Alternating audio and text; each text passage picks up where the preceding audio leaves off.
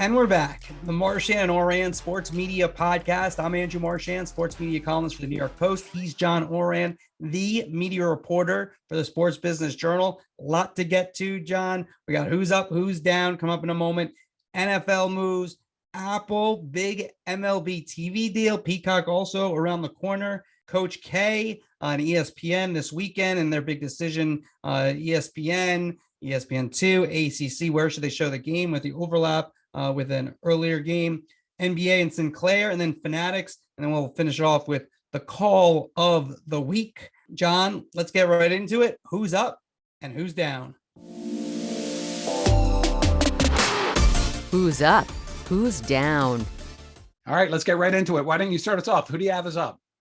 Jason Gay and Peter King. Why? Everybody wants to cover sports media. Jason Gay with a very good column about the NFL media frenzy in the Wall Street Journal, and then Peter King stepping onto our turf. And he says that the Kirk Herbstreit deal is done with Amazon. I do think it's trending that way, which I had written a week earlier. I don't know if it's fully done, but Peter King, legendary NFL writer, broadcaster, talk show host spot, always great spots with Peter King. They're all jumping in. So they're my who's up because they're getting in the game. And just by the way, I know most of the people listening get this. It's kind of a joke when I say that.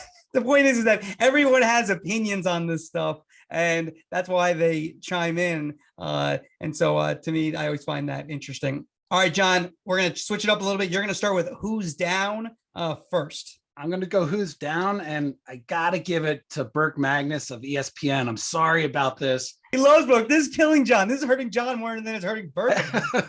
You're going to get all the stories now. Well, you're giving up your sources. All right. ESPN had the most anticipated regular season college basketball game in how long? In decades. And it wasn't able to show the pregame show. It wasn't able to show the tip-off on ESPN. My phone, maybe this is East Coast bias, but my phone was buzzing Saturday night from angry friends, not even people in the business, angry friends who just wanted to see the whole thing and didn't know where to go. There are lots of people that really wish that ESPN had devoted more time to that. Yeah, I kind of got some similar reactions. Someone called it the Heidi game to me. That was probably a little drastic because they did get it on. It was on ACC Network. We're going to talk about that a little bit later. We'll go into a little bit more detail. You wrote a story about it in terms of the decision-making and then look at the NCAA tournament. All right, who's up for John Ourand? Who's up? I'm giving it to Noah Garden, MLB's chief revenue officer. Andrew, we've both been writing about Apple getting into sports rights for how long now? I've been doing it for at least 15 years. 50 years you've been doing it for. It seems like the holy grail. We've both reported that Apple's been negotiating with the NFL for Sunday ticket, but Noah Garden, who's baseball's chief revenue officer, he finally landed Apple's first sports rights deal, an exclusive Friday night doubleheader, even in the work stoppage. It's a good week for Noah Garden. Yeah, my who's down? Noah Garden. Well, not really. You made some good points for Garden for who's up, but really the fans. I mean, the baseball fans, because first off, you can't see the games. You haven't been able to. We've been in a lockout. Hopefully, as we're before this, you're listening to this, maybe it ends, but we've been in a lockout. So that's number one. So you can't see the games at all. Number two is these games, they don't really work in baseball. I mean, we've seen this on Twitter and Facebook, and it just gets fans all upset. And so you look at it, it's 50 games, so 100 teams involved. You have to figure 1 or 2 games per team. I think the bigger teams, they might not get as often because of they're only allowed to be on national TV with the ESPN Sunday night window and the Fox windows a certain amount of times. And so I don't know if they'll get the Yankees and Red Sox that many times, maybe once. Those will go to the ESPN and Foxes. I've reported that NBC and Peacock are also going to be involved in this. I expect that to be announced at some point soon. So I don't think that if you're a baseball fan, and let's just get into this topic. Let's just make this topic one. If you're a baseball fan, you're going to need ESPN and cable, your regional sports network, Apple, and you need Peacock. It just got more expensive to you, and they're in a lockout. It is. We're going to bemoan the people that wanted to get away from the cable bundle. Everything was so simple in the cable bundle. We were able to watch ESPN and the RSNs, and now they have to go outside the bundle. And that's why I think that from a business standpoint, I think that this is so unique because they're just trying to get cord cutters. They're trying to get cord nevers. And that's who Apple TV attracts. And so this is less about the hardcore fan who might not be able to watch 1 or 2 Friday night games. This is more about getting fans in there watching the 2 Friday night games that are going to be exclusive to Apple TV Plus. It's about a look-in show nightly on weeknights where you get to get highlights and look in, kind of like a red zone channel for MLB. It's about, MLB's highlights being part of Apple News that may or may not be coming to your phone that you can more easily share. I mean, this is a way. Everybody's been talking about baseball wanting to get younger. They make us a stride to get younger, and everybody hates it because they can't watch it in the old-fashioned way on the RSN.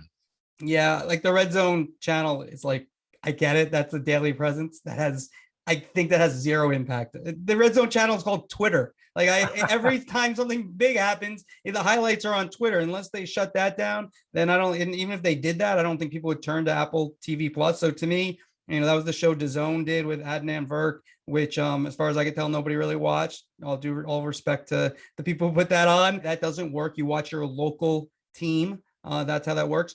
And the other issue is baseball is not like football. Like Amazon does football. To me, that's a way better play on Thursday nights. You're going to, again, the numbers are probably going to be, from people I talk to, much less than what Fox gets on Thursday night. And, right now, when Amazon comes in next year, but still it's going to be appointment viewing. There's going to be gambling. Now, the gambling aspect of it changes things a little bit, but still, if you're going to be able to gamble on baseball, you'll be able to gamble while you watch your regional sports network every night. So the problem for me in this deal, and it's not Noah Garden, give him credit. This is the property he has to work with. But baseball is just not, it's a tonnage sport. So these exclusive windows, I just think more annoy fans. I'm not saying baseball shouldn't try to do these things. They should. I just don't know if they really work. I don't know if if it's going to be like, well, I have to have Apple Plus because they have baseball. Now it can be additive, and these places need programming. You can't just have a Ted Lasso and then nothing else. They see people turn it off. Now, you also give me a little baseball, then maybe you keep your Apple Plus TV subscription going a little bit longer than canceling every time Ted Lasso comes on and off the air. You know how I've always described Thursday Night Football on Amazon, the worst package out there. That's what this is. This is the worst package. Let's see what Peacock gets. But yeah. Well, that's going to be probably even worse. It's not Sunday Night Baseball on ESPN. It's not Saturday afternoon or Saturday Night Baseball on Fox. There's no playoffs that are associated with this. But within the sports business, everybody has been waiting for Amazon, for Apple, for these really deep-pocketed companies to come into sports. And there have been a lot of fits and starts. There have been a lot of rumors that they're going to do it. But Apple finally, this is a multi-year deal. They're committed to this. And I'm viewing this more as a test to see whether or not sports is something that is going to really work in a streaming service. Yeah, and we both reported weeks and weeks ago about Apple and possibly getting Sunday Ticket. And I think the bigger, larger picture story is, this might just be the leadoff hitter, to use a baseball analogy. And then batting cleanup is the Sunday Ticket move. I've also written about MLS, another one. That one's like a number 8 hitter. Again, all due respect to MLS. So I'm a soccer guy, but Apple gets MLS. Andrew, anytime anybody says all due respect, what follows is never any respect. Come on, right? Man. Anything with a butt, you can ignore everything the butt before it, right? All right, you're right. Speaking of which, holy home runs from last week's podcast got a lot of reaction. That could be a new go-to saying. But the holy home runs of this deal, of the Apple moves, will be, ironically enough, the NFL, because if they get Sunday Ticket, now you see a whole big Apple TV Plus scenario where you really have some major sports programming with baseball, with football. I mean, and those are the ones you'd want. And so this does feel like a precursor. If you, like me, you and I both have kind of said Apple, and Amazon, but we've really kind of been on Apple in terms of getting the Sunday Ticket, at least in recent weeks. I feel like that's even stronger now. So look, Andrew, if I'm a traditional media company, you've always said that it's never really happened before. They've been out there, but they haven't showed any interest. The next big rights deal that's going to come up in a couple of years is the NBA. The NBA has a history of going to alternate platforms. They were the first major sports league back in the 1990s to go all in with cable. If you recall, when they left NBC, Adam Silver has talked about the cable bundle being broken. Adam Silver has talked about wanting to get younger. I can see Adam Silver looking at this deal, talking with Amazon, talking with Apple, talking with even Netflix, and saying like, hey, let's talk about the types of packages that we can put on your platforms. I want to emphasize it is also about having programming on your service. So for Apple TV, it might not just be like, well, what are the numbers? It's having stuff that people they happen to watch something else. They like the morning show, and then they see that there's a baseball game on. That does help. I mean, it's not just, well, it has to do a certain amount of streams. It has to bring in this many subscribers. It is about tonnage, that Apple needs that inventory that it doesn't have, like the legacy to streamers like ESPN or Disney or Paramount or Peacock, that, they need that more tonnage that they don't have because they don't have the history. And why this is a good deal. Who has more tonnage than baseball, right? I mean, they play more games than anybody. And so these are, if you look at Apple TV Plus or any of the streamers that you mentioned, it's all on-demand programming. It's not programming that you have to see live. A league like football, which is going to make a ton regardless, but that's a once-a-week game. You have to watch that live. With baseball, you miss the game on Wednesday night, you can see it on Thursday night, or you can see it on Friday. Like it's always coming, and I think that's something that was really attractive to the streamers. 100%. All right, we move now to NFL TV free agency. Everyone's involved. They're talking about it on radio all over the country. Everyone's getting involved. Jason Gay, Peter King, big time writers all over the place. So let's go into it. Let's talk with what's the biggest story out there. Fox. They lost Troy Aikman to ESPN. Joe Buck is in sort of a Netherland right now. Like, what's their strategy? How are they looking at this? So if you look at it for Fox, the kingpin in this whole situation is Eric Shanks, the CEO of Fox Sports.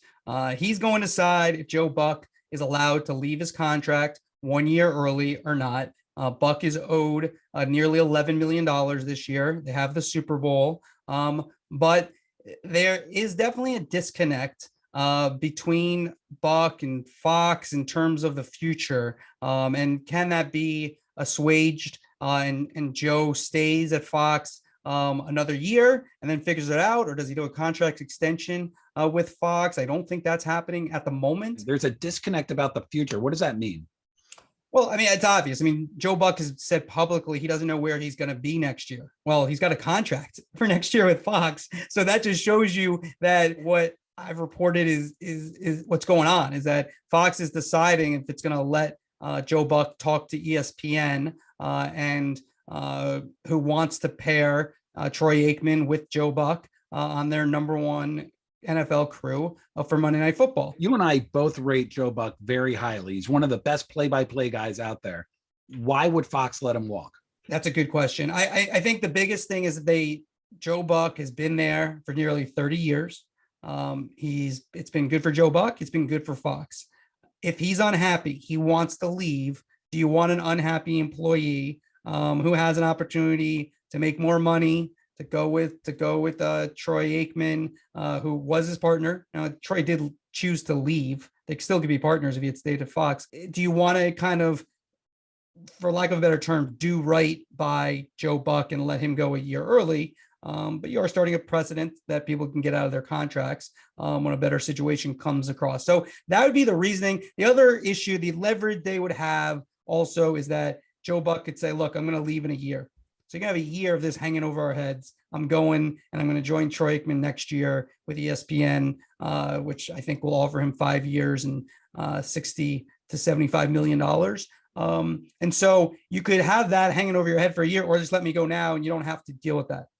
All right. So on the other side of the coin, Fox we're both very high on Kevin Burkhardt as well. Fox has somebody as a number 2 play-by-play that we both feel can step in very easily and be the top play-by-play guy. Why would Fox keep Joe Buck? The most important word there is feel, right? I think Kevin Burkhardt can do it. I think he has the personality to do it. I think in this day and age, being a good guy, you kind of can win the podcast game, can win the public. That helps you out a little bit. So, but most importantly, I think he's got the skills to be a number one play-by-play guy. This is really probably the most part about the Super Bowl, right? On Sunday afternoons during the regular season, Greg Olsen and Kevin Burkhardt did the games the same day that Troy Aikman and Joe Buck did them. So really, that's not really a difference. Like nobody's going to notice when you get to the playoffs, but when you really get to that Super Bowl, 100 million people watching, who do you want in charge of that game that you know is going to be able to do it? You know, Joe Buck can do it. He's done it forever and ever, and he's done it really well. Like he's one of the best ever. That's the question. Do you want to have that kind of risk, especially with potentially a second-year analyst in Greg Olsen? Now, I would be willing to take that risk if I were them. There also that Al Michaels in the back of the mind. Will they turn to Al? I think right now I'd say no. I think they go Burkhardt, but you never know when things shake out. But yeah, that's the reason that you say, hey, no, you know what, Joe Buck, you're under contract to Fox, not to work with Troy Aikman. And so you can stay with us for another year. And then the other thing that the other leverage they could have is that if Steve Levy were willing to kind of take a year, maybe they give him a little extra money and kind of just work Monday nights with Troy Aikman this year, kind of awkward, but then wait for Joe Buck. That's a little bit of leverage where Fox knows he's going in a year. That said, I don't think Joe Buck's going to tank it. Like he's going to do a professional job. It's in his best interest, and he's a pro. So I don't know if. I mean, it's a little bit of an issue, but I don't know if it's like not one that you can't overcome. All right, so let's move from the Fox lot all the way across the country to Bristol, Connecticut. And ESPN a couple of years ago, where they were going after Tony Romo, and it got too high. And if you talk to ESPN executives after CBS signed Tony Romo, they were like, we'll never get involved in that kind of bidding war again. It was a unicorn, a perfect storm. All of a sudden, they're giving Troy Aikman, Tony Romo money. What changed? Why are they doing that? They already have a deal with the NFL that goes into the 2030s. They don't really need to upgrade that booth. They feel as if it will help them in the advertising world.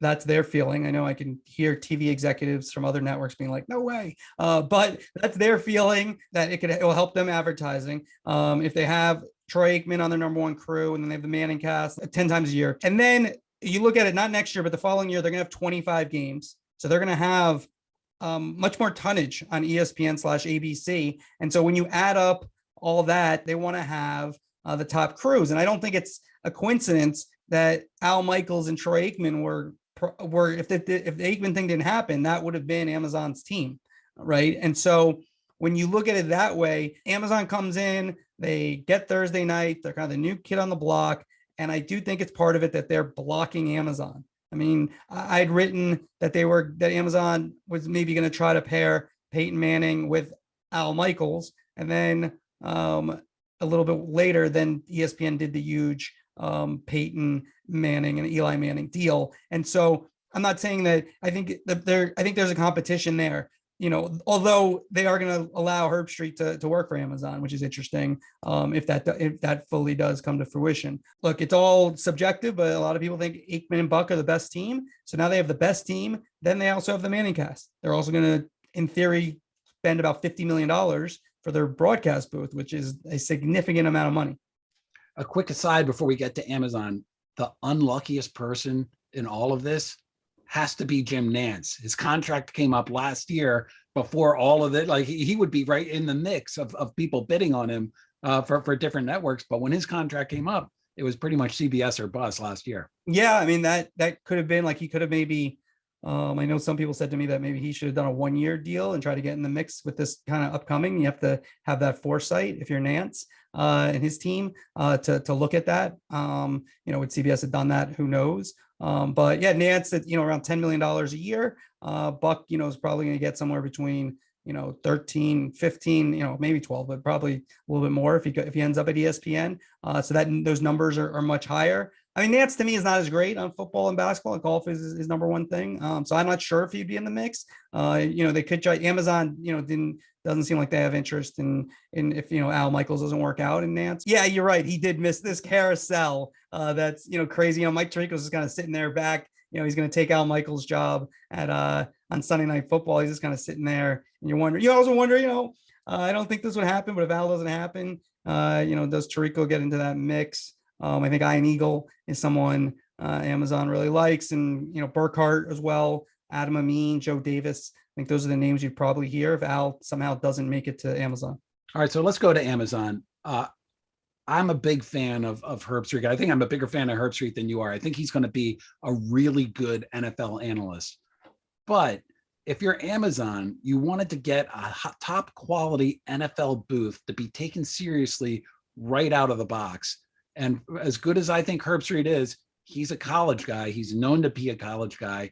What's going on with that strategy? Was it sort of musical chairs and there was nothing left, so they had to get sort of the next best player available? First off, I don't know, how big a fan. Do you have a fat head of Kirk Herbstreit in your office? I didn't say the biggest fan in the States. I just said among the I don't have one. I don't have one either. He's fine.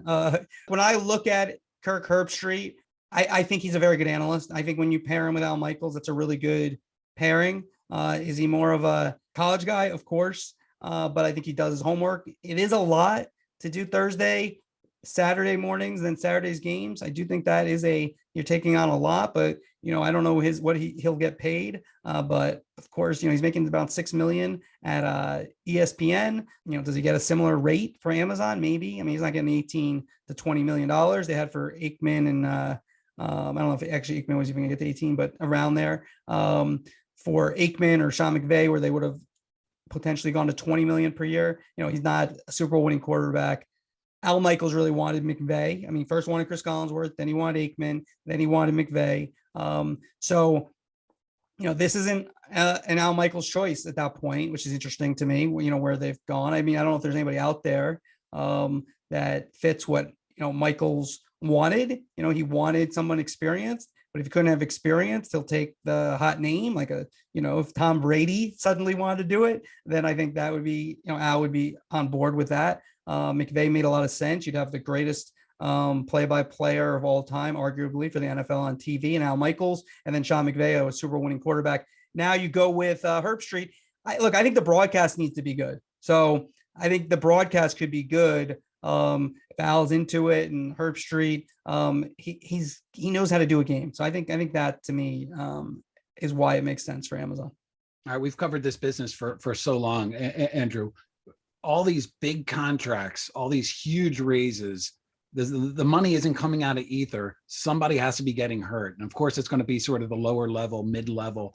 Like, at what level do you expect, if you're an on-air person, should you be a little bit worried about what's going on with these rates? Yeah, well, I mean, that's the interesting thing for ESPN is they go from kind of cutting salary, and then you're going to pay Troy Aikman, 90 plus million over 5 years. So yeah, I don't know if the middle to lower class, who are still making hundreds of thousands of dollars, if they're going to get big raises, and that will be frustrating for people. If, you're giving Troy Aikman this much money, can I just get 15, 20, 30, 40, 50,000 more dollars? And they're going to be saying no. But that's the way it works. The NFL is number one. Troy Aikman's a Hall of Famer. And, obviously the big talk, like we talked about how this is kind of crossed over into, even more mainstream, even though sports media has always been mainstream, misnomer. Okay. Everyone listening knows that, but it's always been mainstream, but it crosses over even more so because the money's so great. And the work is, they only work 5 months a year. Games are only once a week. I mean, it's a pretty good deal. It shows, which we all know, is these places have the money when they want to have the money. All right, Andrew, let's go to topic 3.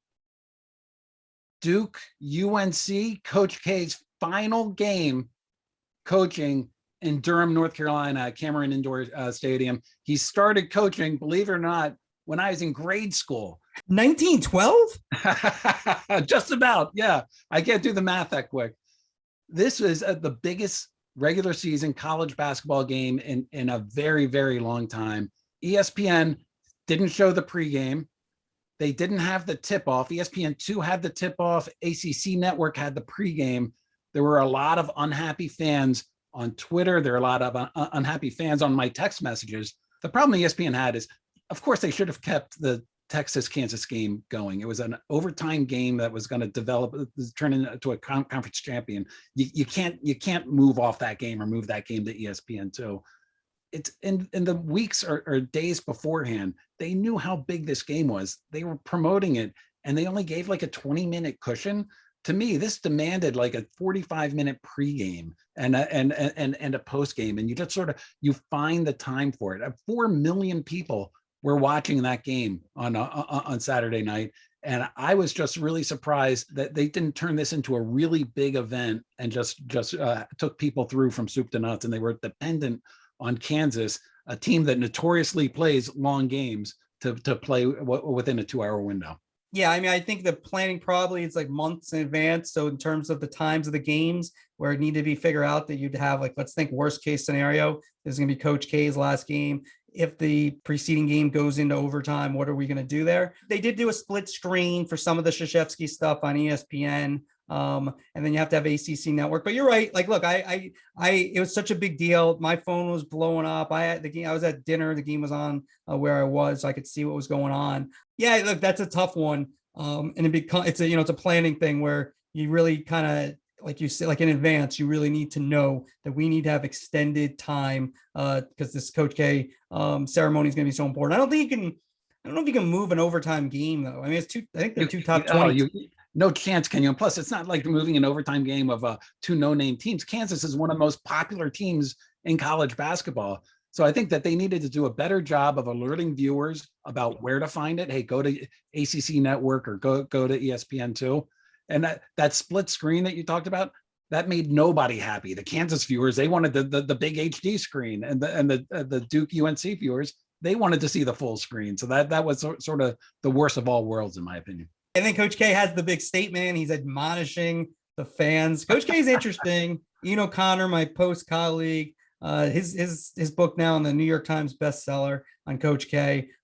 Tremendous read if you get a chance to read that. But this is going to be Coach K's swan song here with the NCAA tournament. And last thing before we move off the NCAAs, I think big ratings for this tournament. You agree?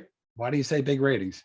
I just think things are going up. I think you saw the Fox Sports, their regular season coverage has been up. Everything's been up. I think there's gonna be a lot of excitement for this tournament. I don't look at comparisons to last year where you have no fans and all that kind of stuff going on, or even 2 years ago, there's no tournament. But I do think there is a hunger for the tournament. I think people love it. And I do think we see a bounce back on the NCAA tournament ratings. Over under, I have no over under, but what do you think? What do you think? You think I'm right or wrong? I would say you're right. I think that the Blue Bloods are doing well. You have a couple of good storylines like Coach K getting in there. The key is to have some upsets in the first round, but not enough upsets to where the Blue Bloods all come back home. Because if you have a Cinderella Final Four, 4 Cinderella teams, it's going to be deadly. Is Maryland a Blue Blood? Maryland should be a Blue Blood, but they're not going to be in the tournament. So the ratings in my house, they're going to go through the floor. Andrew. What is it, Blue Blood? What does that even mean exactly? I know like Duke, North Carolina. What does that mean, Blue Blood? This is hours of bar conversation about name the Blue Blood teams. Like okay. UCLA, they were Blue Blood at one point. But what does it even mean to be Blue Blood? I don't even know what that means exactly. I think it's because Kentucky. It got everything. Okay, all right. Basketball is basically born in Kentucky. All right, there's probably people listening like, no. Sorry to Massachusetts, Springfield. Definition of Blue Blood. I thought it's like something to be like kind of like hoity-toity kind of thing. Yeah, that's a good question. I don't know. I'm gonna have to wiki that. Well, Wikipedia that. Everyone listening who knows what the Blue Blood's like. Why do you don't know what a Blue Blood is? NBA and Sinclair, you had a big story, been all over this, streaming rights for their local games. NBA has a lot of clauses in this. Sounds like a shoots and ladder game for Sinclair that they're going to try to get through. John, give us like what it means for viewers and where and who in terms of the streaming deal that Sinclair and NBA have struck. Sinclair signed a streaming deal with the NBA back in January that helped it get about $600 million in financing. And everybody thought, okay, this means that they're definitely going forward with their streaming service that they've been talking about. They have the NBA on board. Well, I got some inside scoop. It's not really a 4-year deal. It's a series of 1-year deals. And like you said, there are a lot of conditions and hoops that Sinclair has to jump through in order to have the NBA say, okay, yeah, let's go through to a second year. And if they miss one of these hoops, then the NBA can take those rights back. So if Sinclair is able to launch a service and have that service succeed like they think it will, everything's going to be fine. But if they launch a service and it doesn't go well, then it's going to be a really, really interesting story to continue to report. I mean, listening to you, it strikes me as like the NBAs are like, yeah, we don't think you're really good, but we'll let you do it. Just you better hit everything. You better do it exactly right. Let me ask you this: how many NBA teams are there? 30 these days? 30 teams. 16 have the Sinclair deal. Here in New York, the Knicks, they're not Sinclair. So MSG, how does that work? We can't get it streamed. I mean, we stream it through like authenticating. That's it. The NBA has 1-year deals with all these other, like with Comcast, with MSG, with a bunch of other regional sports networks to allow them to stream, because they really want to start streaming. They see this as a future. They want to get younger. They want to. It's going right back to the Apple conversation that we had earlier. So this is something that the NBA wants. They structure this deal with Sinclair because they don't really trust Sinclair as much to get it done. If they do, great. Everything works. If they don't, then they have some outs on it. And just to be clear, and I think I understand. So if you have Sinclair, give me a team that's a Sinclair team. Do the Cleveland Cavaliers. My wife is from Cleveland, so we'll do a Valley Sports Ohio. So you're saying in Cleveland, it's not authenticating my cable and I can stream it. This is, I can have a direct service, whatever it's going to cost, with Sinclair, where I pay Sinclair and I can watch the Cavs games. One of the conditions that the NBA put in the contract is that Sinclair has to have this service up and running by September. So in September, if you live in Cleveland, you can cut cable and you can pay. It's almost certainly going to be over $20 a month in order to watch the Cavs. Put me down. I'm not going to make you reported this. You had this whole story. Put me on. This is not working. Okay, I have this as not working. I'm a big skeptic of I have this is not working. Streaming right. service. When's Chris Ropley coming on? Head of Sinclair, John's favorite. When he's coming on. All right, let's move on. We come to Fanatics, your favorite. Tell us first off, just for people who might not know, tell us exactly who Fanatics, who they are, and then what you think is next for them. So Fanatics is a company that when we first learned about them, they basically sell merchandise from, Major League Baseball teams and basketball teams, football teams, and it's all online ordering. And slowly they've started growing and growing to where they're now one of the biggest companies in the sports business. And they have their tentacles in selling tickets and gambling. They bought Topps, and so they're in the trading card business. And Michael Rubin, who is the head of Fanatics, was just on the Bill Simmons podcast. He was talking about Fanatics in 5 years. And one of the things that he said was in 5 years, where he's hoping that you'll be able to watch live sports within the Fanatics app. And then you can go from that live sports, it'll be personalized to you. So if you're a bettor, you can watch live sports and bet. And if you want to buy merchandise, and then you can go on and buy merchandise. Same thing with tickets. But to me, that was just interesting because it just shows that where everything is going. We talked about Apple, Amazon, it's this brave new world for sports rights, where a company like Fanatics is really going to be kicking the tires in a meaningful way on these live sports rights. And does this kind of go into what we just talked with Sinclair, though? Those rights maybe that doesn't work out with the NBA, the shoots and ladders. They get more shoots than ladders. And here comes Michael Rubin with the, going for those RSNs. Yeah, we'll see. Michael Rubin, I've reported this in Sports Business Journal before, where it's, he has been talking with leagues, with teams, with networks, with distributors to figure out what he can do to come in and quote unquote save the RSNs. All right. Well, that will be interesting for sure. All right, let's wrap it up, John, with our call of the week. Call of the week. Westwood won, Chattanooga over Furman to win the SoCon tournament. What a finish. And Jason Bennetti, we know him from ESPN, does the White Sox play-by-play locally in Chicago. He's obviously one of these guys working every night. Westwood won, doing the radio, Jason Bennetti. Bothwell hunched over on the dribble for Furman with 6 on the drive, down the lane, scoops it up, and good. 4.3 to go. Furman by 2. They haven't been to the NCAA tournament since 1980. Jean Baptiste racing into the front court, down 2 for Chattanooga. He heaves it, and he got it. Oh my goodness gracious! Oh my! from 25 feet away.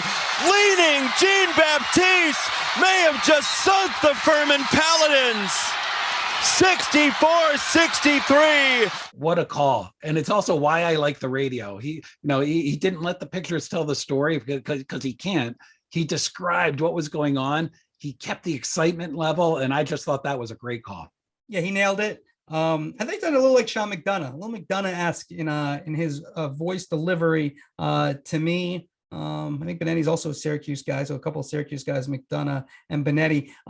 Yeah, he nailed it, like you just said. I love the excitement of it, and he hit all the details that you wanted to hear. So, Jason Bennetti, you get a call of the week, first one for March Madness. All right, John, this is great. Apple, NFL talk, Noah Garden up and down. Burke Magnus, I can't even believe that one went with a down on Burke Magnus. Nobody can believe that. It's in the inner circle of this stuff. We'll be back next week, maybe even more on NFL TV free agency. If you can, subscribe, star, like, comments. Those are all helpful if you can. Thanks. Appreciate that. Yeah, thanks for listening.